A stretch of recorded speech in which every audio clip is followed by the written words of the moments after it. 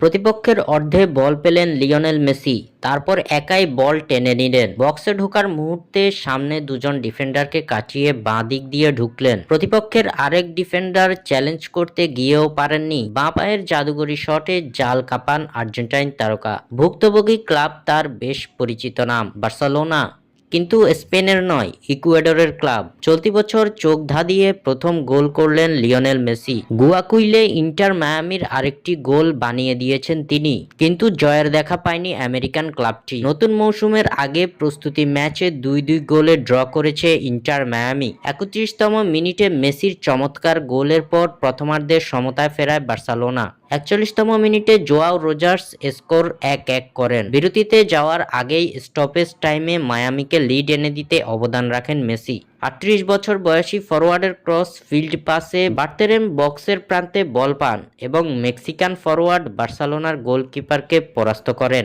1 ঘন্টার মাথায় মেসিকে উঠিয়ে লুইস সুয়ারেজকে নামান মায়ামি কোচ, কিন্তু এস্তাদিও বাঙ্কো পিচিনচায় নাটকের বাকি ছিল।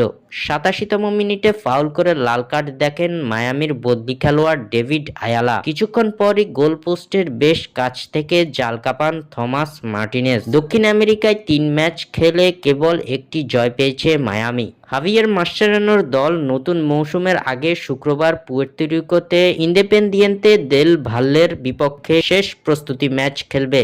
স্বাক্ষর থেকে সাদবিন ইসলাম।